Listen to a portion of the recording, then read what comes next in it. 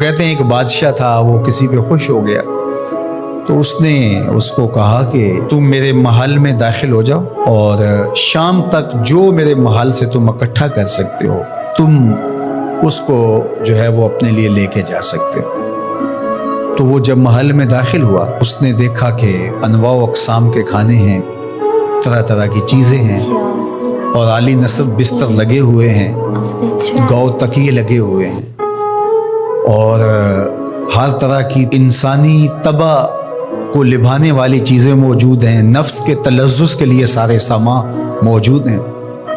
تو وہ گیا اور اس نے انواع و اقسام کے کھانے کھائے اور کھانے کھا کے اور مختلف وہاں انواع و اقسام کے مشروبات پیے اور ایک گاؤ تکیے سے ٹیک لگا کے ان نظاروں کو دیکھنے لگا۔ ایسی مستی چڑھی کہ آنکھ لگ گئی۔ اچانک اس کو دربان نے اٹھایا اور کہا کہ تیرے جانے کا وقت ہو گیا۔ اب جب وہ واپس نکل رہا تھا تو حسرت سے روتے ہوئے جا رہا تھا کہ میں نے عیش و عشرت میں یہ وقت گزار دیا، کچھ نیند میں گزار دیا، اور جب وہ گزر رہا تھا تو قیمتی ہیرے، لال موتی، پکھراج کیا راستے میں بکھرے پڑے تھے۔ اور ایک دوسرے شخص کو داخل کیا تو اس نے ان لذت انگیز چیزوں کی طرف توجہ نہیں کیا، سب سے قیمتی چیزیں وہاں سے اٹھائیں اور جھولی بھری اور اپنے وقت مقررہ پر وہ واپس ہوا۔ تو اس دنیا کے محل میں ہم داخل ہوئے ہیں، ایک دروازے سے دوسرے دروازے سے نکلنا ہے۔ یہاں تلذذ کے سامان بھی ہے اور یہاں قیمتی چیزیں بھی ہے جو یہاں سے لے جا کے ہمارے لیے قیمتی ہوں گی، اور اس نے سمجھا کہ بس ایک دن میں یہاں جو کھانا ہے کھا لو، زہرۃ الحیات دنیا سے کہتے ہیں۔ اور دوسرے نے کہا کہ یہاں تو بھوک کاٹ کے جیسے بھی تو میں جہاں جا رہا ہوں تو یہاں سے جتنی قیمتی چیزیں اٹھائی جا سکیں اس کو اٹھا کے وہاں کے لیے لے جاؤ۔